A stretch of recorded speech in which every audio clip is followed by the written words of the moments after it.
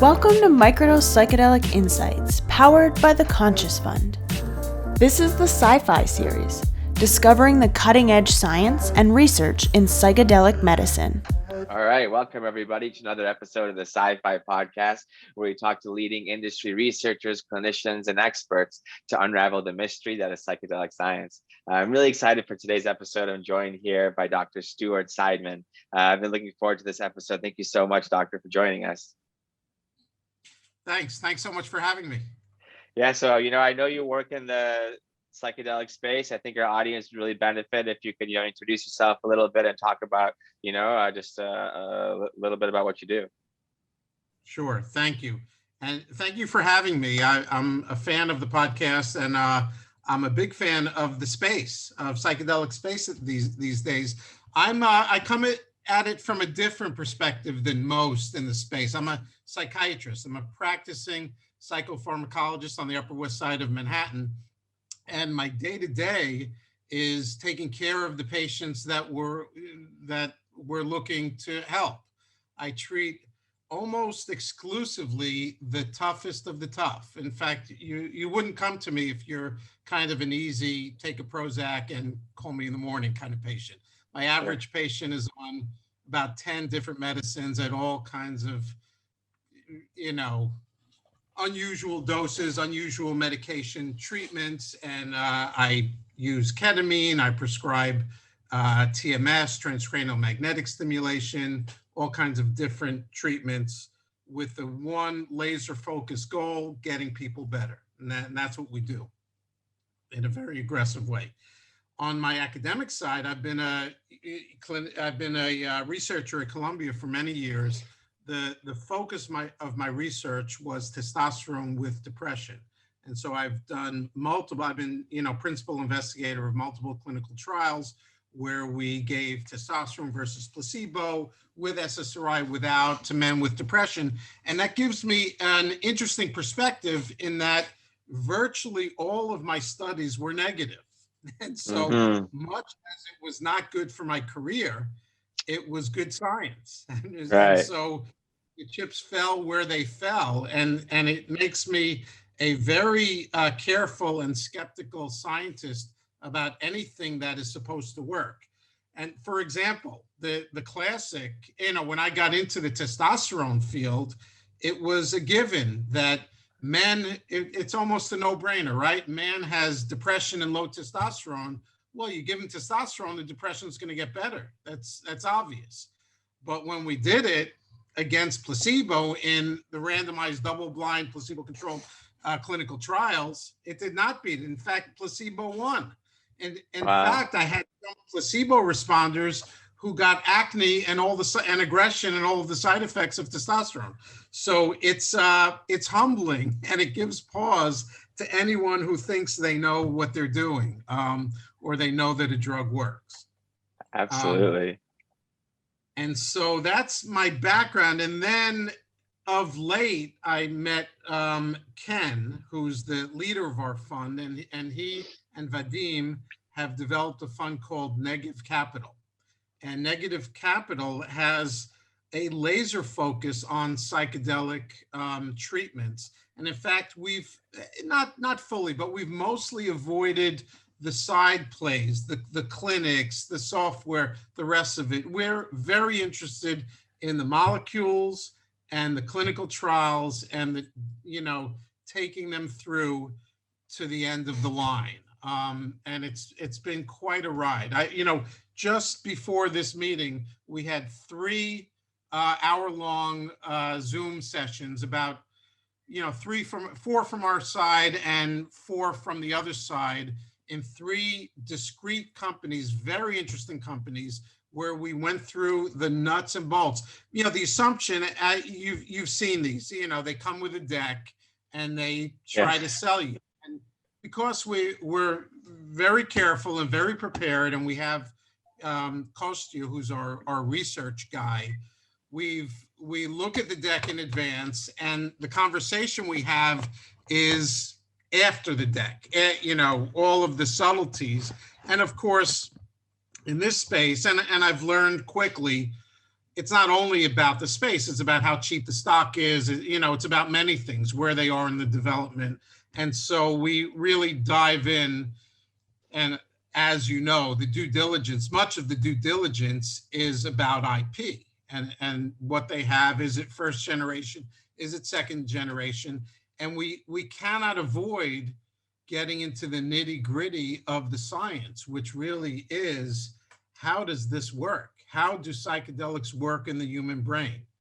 Again, I'm a psychiatrist who gives, Prozac or, lithium or medicine for people to take every day. So how am I to understand an intervention where you get 1 6 to 8 hour spiritual, mystical experience, and you're not an alcoholic anymore, or you're not depressed anymore, or you're not anything anymore? I mean, in my world, those things come back the next day, right? My treatments you don't do once. So it's been the thing.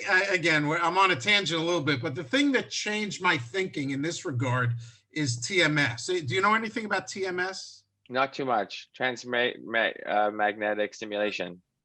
Correct. Transcranial magnetic stimulation. So it's, our group at Columbia was the first group. So I know something about this. We also did other unusual treatments, but TMS, it turns out that if you rotate a magnetic field, you cause an electric current, right? Right. Basic physics. So there are these helmets that rotate magnetic field and allow us to stimulate specific areas of the brain. The reason why I'm mentioning this is, up until TMS, there was no treatment that fixed the brain and you got better. But since TMS, some patients, and these are tough patients, these are people with treatment-resistant depression, very difficult patients. They have the treatment. Again, it's a very serious treatment. You have to go every day for about 6 weeks. But after that treatment, you're fixed. You're better in a way that nothing. And by the way, you would think ECT, shock therapy, would be another example, but it's not. Anyone who knows shock knows that it doesn't last. It works, but you got to keep getting shock therapy for it to keep working. Whereas TMS, something different happened. And so until TMS, I would have rolled my eyes at the psychedelic claims that the stuff works and people get better. But since then, I've changed somewhat. And, again, as Robin Carhart Harris describes, something about these networks, something, the default mode network. Again, there's a lot of hand waving around this, but something about these networks really do matter, or, kind of a reset. Something can really happen in the brain. I hear that a lot. That changes things in a profound way, in a profound and long-lasting way. Now, I should add at this point, and sorry for babbling on. No, not at all. It's so interesting. I should add that both with TMS and with psychedelic, we all know it doesn't fix the brain. People get better, and then they need a refresher maybe 6 months later, 3 to 6 months later. That's what it looks like from the underground. I actually have honestly never prescribed or seen the effect of psychedelics for psychiatric indications. Obviously they're illegal, but I wouldn't even wink and say I do it quietly. I really don't. People tell me things, but I'm not part of those treatments. But what they tell me is that 3 to 6 months is it. Sure. Whereas I have plenty of experience with ketamine. I prescribe ketamine routinely, intranasal ketamine, and that clearly works in different ways. Wow, there's so many things that you mentioned I want to touch on, from wanting to explore the fund that you talked about a little bit more. That's been really interesting, with Microdose being incubated out of the Conscious Fund, and working with Henri and Richard. It's been really interesting to see their portfolio of companies and just how that whole landscape is evolving. To hear about the kind of patients you work with is super fascinating, and how these medicines are just completely causing a paradigm shift in neuropsychiatry, and from taking a medicine every single day to, you're right, somehow inducing some sort of long-lasting brain changes, whether they be scaffolding or BDNF induced, or who knows what's happening. There's still so much that's unknown, and then kind of taking the field forward from there. There's a lot of fascinating things that you brought up, Doc.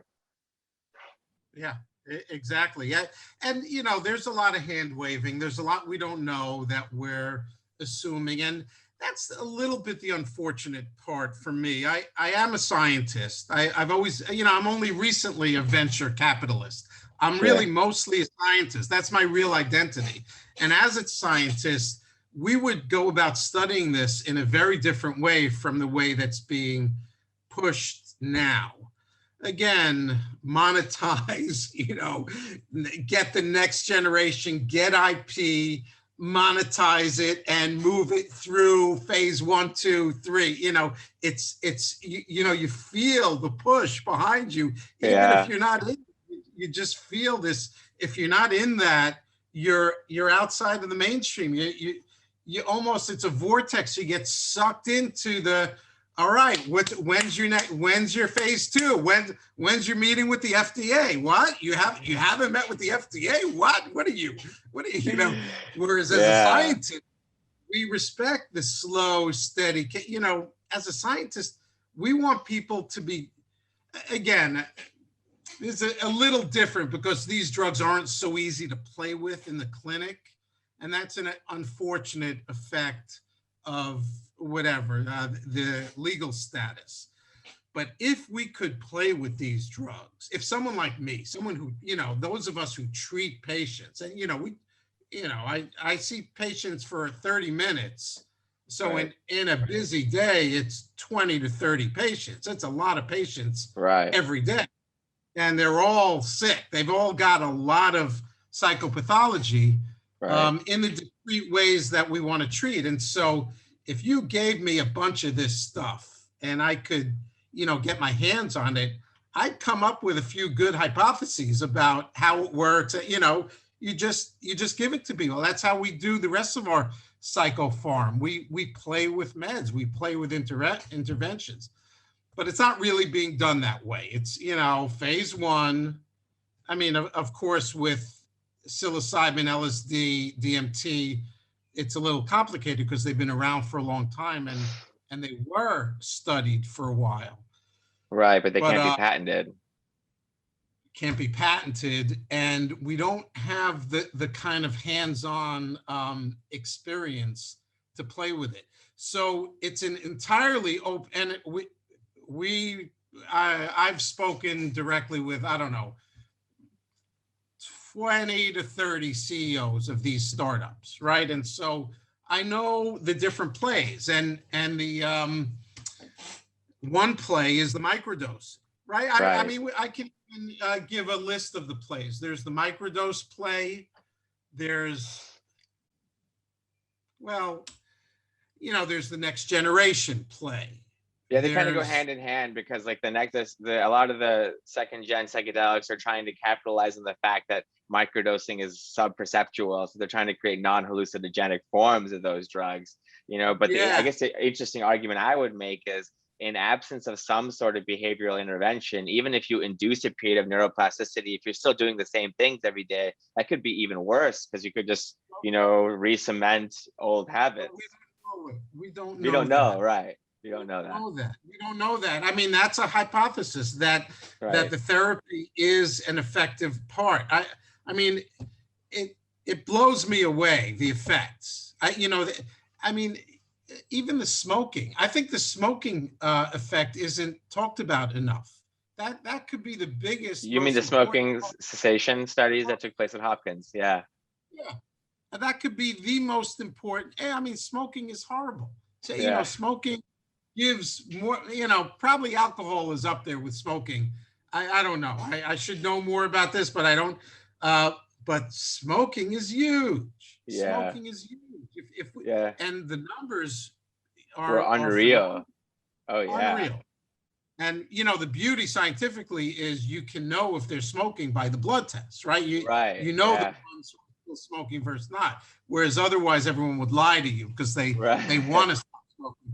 but they really stop smoking. They really Yeah, stop smoking. it's unbelievable. That's a really tough Unbelievable. one to kick, you know?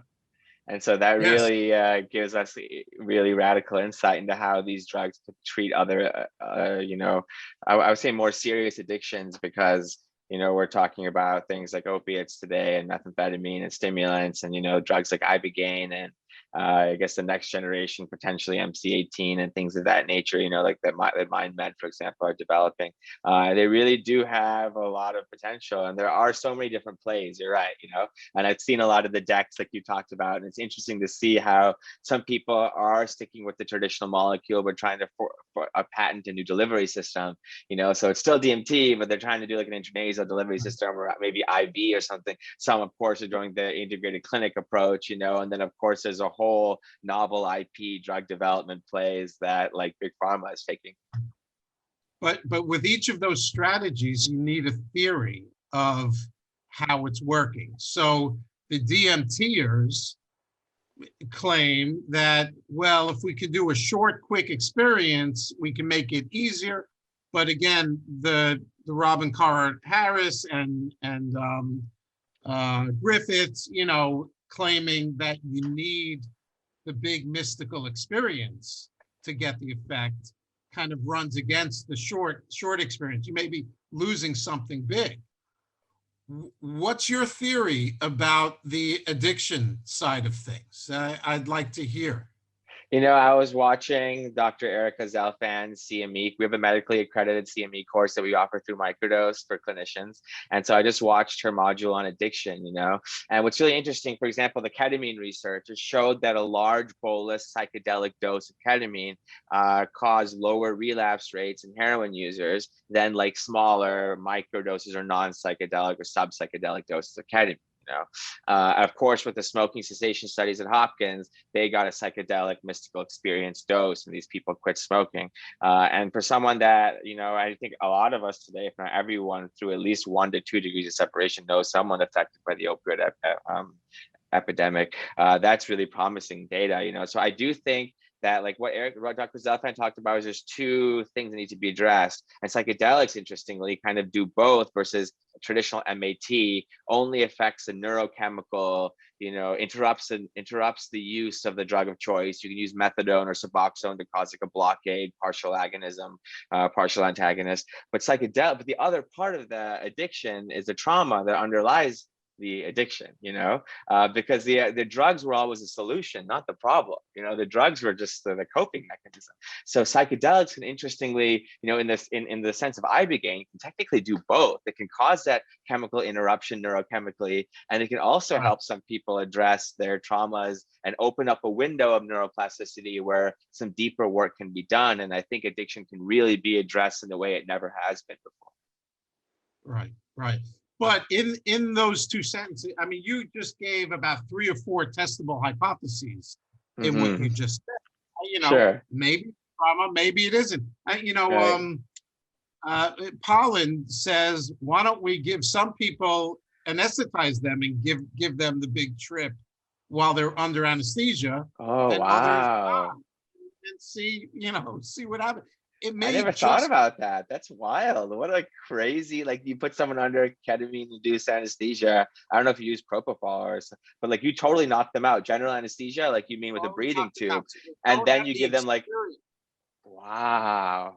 That I've never heard anyone even like, I didn't know Michael Pollan suggested that. That's not my idea. That's Michael Pollan's idea. Okay, wow. Isn't that great?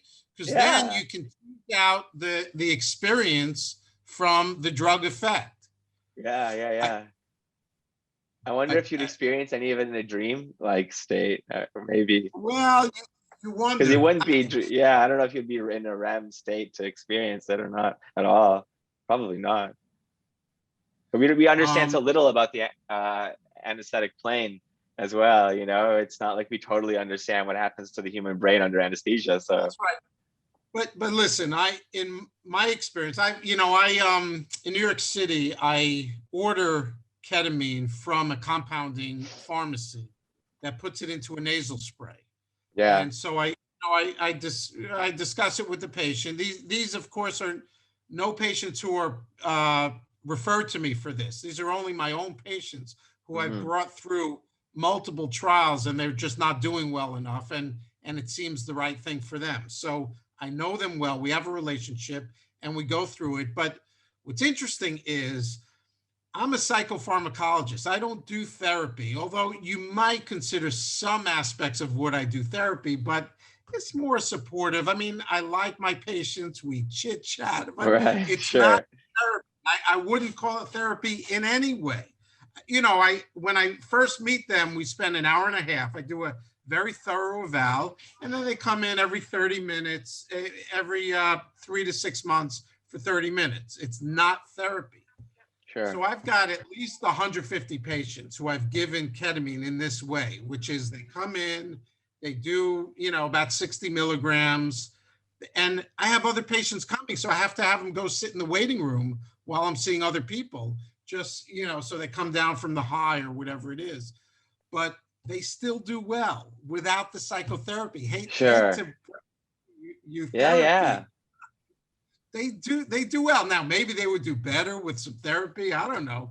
But, it's hard to know what does it, but something about the drug itself, the NMDA, blocking, whatever. And I think I think it's different with different compounds too, and I think ketamine definitely has that benefit that perhaps maybe other modalities, at least for where we understand it so far, maybe do or don't. But I definitely, in the data and the literature, and even in my own experience, I've gotten ketamine infusion therapy before. I've had actually, even at the moment, I had the pleasure of going to Field Trip Health and experiencing what that's like in Chicago. So it's been really, really cool to be able to experience that. I know in the Netherlands, they do psilocybin too. So that's on my list of places to visit at one point, in life. So listen, help me understand this. So if you don't mind being self-revealing, sure. What's your reason for getting IV ketamine? So this is IM, intramuscular, at Field Trip Health, although I have gotten IV before. And I guess general anxiety, and I've had issues with opiates in the past, and some chronic pain. So luckily I've kind of put that behind me, but the pain stuff, the ketamine really helps to kind of go deeper for me and to address some of the issues that I feel like both physiologically have caused me some issues and also psychologically as well. Right. And I found it extremely beneficial for sure. Combined with holotropic breath work has been really profoundly therapeutic for me. So whatever got you hooked on opiates or generates anxiety has to do with early life or whatever, things that happen to you and things that are sitting in there. Sure. And ketamine brings you to a place where your consciousness is a little wider and do you feel like you're addressing those things, or they're just not as important anymore? I feel like it's so interesting that you asked that question right now, because I'm kind of 3 or 4 treatments in to the 6 that they suggest, for the first few weeks. And we do it with I do it with a therapist there, so she kind of writes down things that I say during the journey, and then we talk about them after, which is really. Talking to you during? Is she asking you things? Sometimes. No, she doesn't talk to me, but I say stuff sometimes. Usually I always say things, during the journey, and I won't remember what they all are, just because it's such a quick experience sometimes. But I have noticed that, like you said, it's kind of opened my perspective, into what matters physically and emotionally. And I just started kind of feeling better. So there was no reason, especially when I first got this treatment a couple of years ago, and at that time it was IV, and it wasn't with a therapist, just in a room by myself, and then I would leave in a clinic in Chicago, Innovative Ketamine. Now this is a different kind of format at Field Trip Health. Was that helpful? It was. I feel like this is more helpful, what I'm doing at Field Trip now, but I've also kind of progressed in my journey, psychospiritually as well in that time. But I also found the ketamine IV by myself very, very helpful. So to what you're saying, I don't think that there's necessarily with ketamine a psychotherapy element that's required for its benefit at all. I think perhaps it might help some patients go even deeper, but that's not to say ketamine by itself can't be very therapeutic. Right. Well, presumably you're an introspective guy. And so even without someone, talking to you about what's going on, right, during your experience, you traveled inward in ways that were helpful to you. Absolutely. or not, or it was just a good mood med. A friend of mine just recently was, his friends got high a little bit and he had never tried ketamine. So he tried some and he tried a few squirts and he didn't like it. Mm-hmm. But then the next day, he said something changed. And Yeah. so it's very interesting. There was no therapy, there was no high, Right. but the 12 hours later, like it's expected, his mood lifted. He had a chronic anxiety mood problem.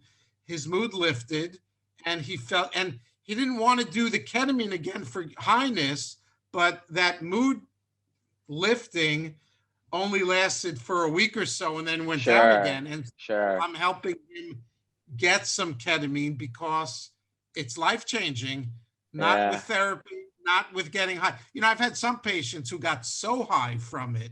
They said, this is just getting high. You're just keeping me high. That's why the depression's better. But it's not that. It's not because it wears off so fast. It's a rapid onset. But exactly. Yeah. The psychedelic experience, for sure, if you push it that far, it's very short acting. So there must be some. To me, I feel like there must be some neurochemical, neurophysiological changes that start to very immediately take place that, for example, SSRIs in some people cause maybe similar changes, but after a month or 2 or 3, if they're lucky and they have the same kind of results people have with ketamine like that. And that's kind of amazing, and so it's really amazing the kind of the work you're doing. And so you must have, you must treat a lot of patients with ketamine and have had a lot of firsthand experience in witnessing its, therapeutic power. Yes, the challenge with ketamine, I found it's not such a challenge, but it flies in the face of the Spravato. You know about Spravato, right? It's very expensive, Spravato. Right. People only get approved for a few months, whereas the vast majority of my patients, they do so well on it. I keep they them do on better it on forever. Spravato than racemic? No. It's the same. I haven't. Okay. First of all, it makes no sense because I give them a nasal inhaler. It costs about $150 for 4 or 5 month supply. Oh, wow. Whereas Spravato is thousands for a few months. But the real challenge with Spravato is you have to stop. You can't keep getting approved for Spravato. Right. So, and it's a big hassle to get approved. Right. So, and the cost is crazy expensive. And that speaks a little bit to, we've had some conversations. Well, I don't want to. Whatever. There are drug company pricing challenges that are related to how reimbursement works. Right. If someone has an indication, then they get reimbursed, even if the price is 10 times higher than one could get it generically. Right. But again, that indication allows them to charge unusually high prices. We don't have to go there. I don't want to. But there are a lot of people in the ketamine world kind of locking in IP on a use patent and pushing to get regular ketamine approved for this, that, or that, and then they'll get the insurance reimbursement because it's the only indication, even though it'll be 10 times the price. It's so interesting trying to fit psychedelic drugs into our very limited, complicated, web of tunnels with the insurance, framework that we have in reimbursement. And of course, then there's going to be that race for IP and, how much of that is really the chemist trying to optimize efficacy and reduce side effects, and how much of it is just them trying to tweak something to get a patent, and it's always going to be the debate. I don't know if that's ever going to go anywhere, but it's a real concern in this field. It is. What's also interesting. Go ahead. Well, let's not forget that Compass is talking about $20,000 per experience, right? And people could get psilocybin for far less. You can hire people, and for $20,000, you get a lot more. But of course, grandma's not getting psilocybin, whatever. Quality and standardizing it and having the 2 therapists there and doing it in the careful way. But it is a big part of this field, the economics and who's Hmm. paying and how you're going to get it approved.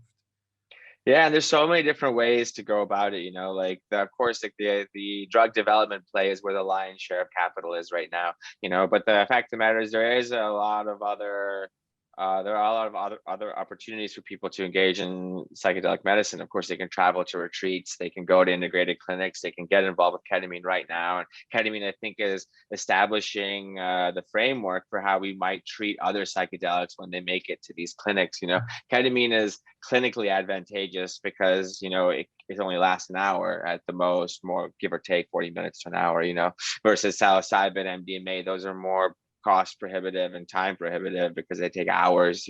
So then there's these plays to reduce, to create like an LSD compound that only lasts 2 hours long, which would be pretty Right. cool, I think, because 12 hours is a big commitment. But yeah, it's just But it where we're depends. going. I would do the 12 hours if it works 6 times as much as the 2 hours, True. Right. or if it lasts Yeah. times longer. Again, there's so much we just don't know. There's so much we Yeah. just don't know about how it works, Yeah. But So we what? will eventually. I mean, it'll take some of these companies failing because they Yeah. will make enough capital out there. Some of the microdose plays will make it through phase 2, and we'll know. We'll have it Right. studied against placebo. We'll know whether there's a signal there. So I'm curious, what are you, I think it'd be cool if you talked a little bit about your fund, I think it'd be interesting for the people that know what the venture capitalists in the space are kind of, excited about in the future. And also as a physician and a caregiver for patients, what are you really excited about moving forward? It's it's a good question. Listen, it's a terrific fund, and Ken is a terrific partner to work with. His Hmm. passion comes from a lot of places, and it's been a wonderful experience for me.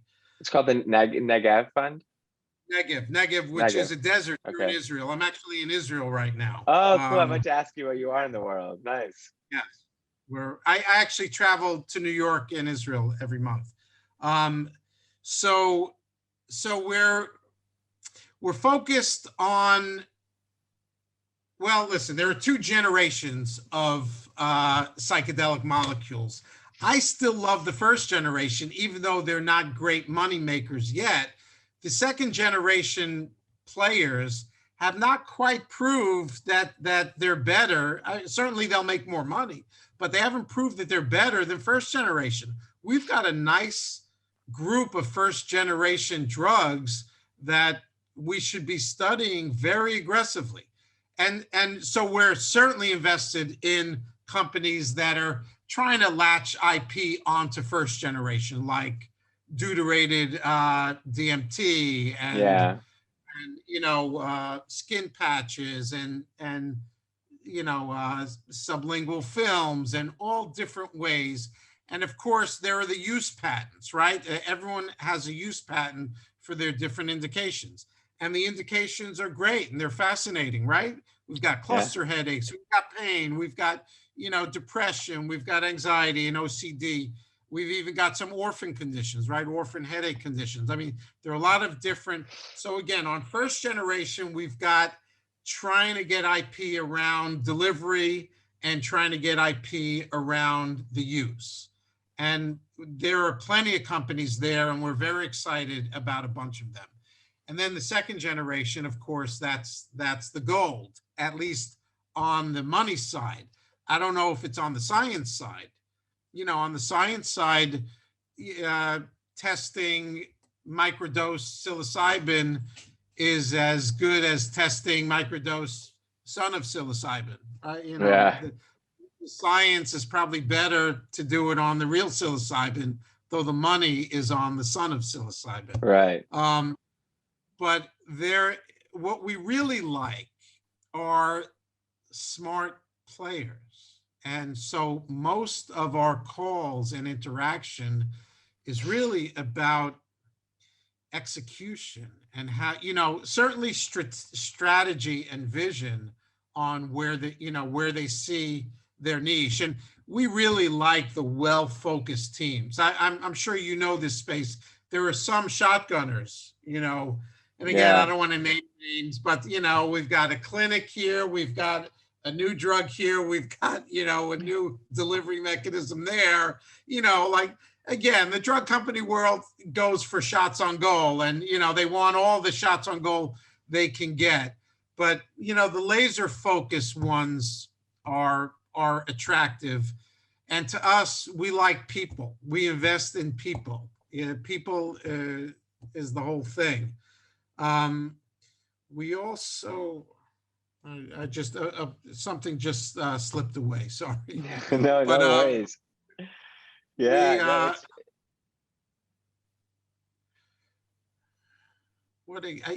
I don't know how much I can reveal, so I probably won't. I won't talk about specific, but we've made eight or so, and it's on our website anyway. We've made 8 or so investments already. We're only open since February. Okay. We've got between 20. We have 20 million, but between 20 and 50 million we're playing with, and our typical investment is anywhere from 250,000 to 2 million. Wow. So we're moving it around. We like very early companies, preclinical or phase 1, and we like the good teams, the guys who know what they're doing. It's been so much fun.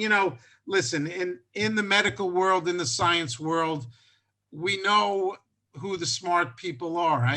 We know how to assess if someone knows what they're talking about. And the backgrounds of some of the people have been terrific, and the science has been spot on for many of these people. So it's been very exciting. It's been very different for me. It's a new world for me, this investment world. Again, because you introduce the, obsession with IP, the obsession with value, value at every moment, right? Something that a year ago was 50 million, that's now $1 billion, doesn't leave us much upside, right? If it's already $1 billion, all right, if it doubles to 2, we're looking at much more upside because we're going in so early and at such high risk. Our upside, we're looking at much more than 2x. Right. And so, but again, I'm new to that world. Ken is teaching me, and it's fun. It's exciting. It's a little heady. It's a little intoxicating. Remember, I'm like a plumber. I'm a regular, I'm a regular doctor. I see patient after patient. I don't add zeros to my income the way these guys do. I know. So understandable. It's new. It's a new world for me. That's really fascinating, and it's really cool to be able to give some of these early companies that opportunity, and be able to give them that investment to take their operations to the next level. And it's really colorful space. There's a lot of different people trying a lot of different things. And one of the things I found really interesting as a biologist, stepping a little bit away from mental health, is just there's a lot of people trying to utilize, for example, the anti-inflammatory properties of certain psychedelic compounds, use magnetic technology to directly deliver them into the brain. Or I know Dr. Hausman at Pills, now it's Nova Mentis, is looking into autism and gut bacteria, and how, since more serotonin is produced in the gut than the brain, and these are serotonergic drugs, can serotonergic drugs change the gut expression of serotonin that can change, for example, the autism profile or pathogenesis? There's so many things happening right now. Right. And you're right. The inflammatory, the neurogenesis, all of the rest of it, this is science. This is science. And sometimes the finance gets in the way of a little bit, because needing to monetize it so early, derails some of the slow, methodical, scientific way. Animal models. In science, we spend a long time on animal models. We don't just, do the rats quickly so we can get to phase 1. We want to learn something or learn something more. But yeah, it's, again, there's a lot of hand waving also, but we in the science world are used to that, the hand waving and the theories. The theories that don't pan out, And that's good. That, in this finance world, some of the hand waving is a con job. They're trying to, say things to get you to invest. Right. Whereas in the science world, it's a hypothesis. It's a testable theoretical hypothesis. Sure. The serotonin in the gut and those interactions. It sounds good. I wouldn't put money on it yet until we studied it a bit. So is it out there as a hypothesis, or is it out there to get people to invest? It's hard to know. Yeah, that is something, it requires a healthy amount of skepticism in this space. And I'm sure, being a scientist, you bring that to the table, and, a lot of robust experience as a clinician as well. We're drawing close to an end here, and I always give my guests the opportunity to have the last word and share, whether it's an anecdote or a message or quote or, whatever you wanted to impart to our audience. I wanted to give you this opportunity to do that, Dr. Seidman. Oh, I should have thought this through earlier. That's okay. I just as a clinician, I'm closer to the people who will benefit from this. Although it's striking how many of the people like yourself step up right early on and say, you don't remember the old hair commercials where the guy would say, and I'm also a, the guy would take the wig off. They'd be late at night, they'd be selling the toupees, and he'd say, and I'm also a customer, and he'd take it off. But how many people also customers have suffered or have family members who have suffered through this, again, treatment-resistant psychiatric problems are very bad things. Addictions are very bad things. They consume one's life. They're pervasive. They affect attachments and family and the ability to enjoy, and it really derails people from the life they want to live. And so that's really what we're looking for. And I am now convinced, again, I'm very on top of the studies going through. I'm now convinced that this is disruptive. This is absolutely disruptive technology for my field, for psychiatry, and especially my niche of psychiatry, which is treatment-resistant conditions, especially treatment-resistant depression and anxiety. This is going to change everything. It's going to change everything.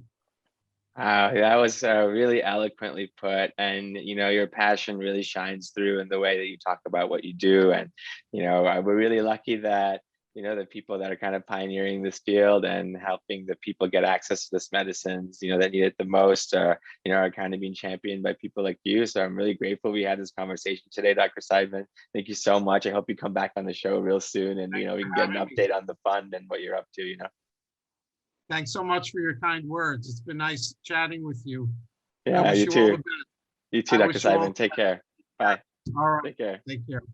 Thanks for joining the PsyFi series, brought to you by Microdose and the Conscious Fund. Visit our website at www.microdose.buzz.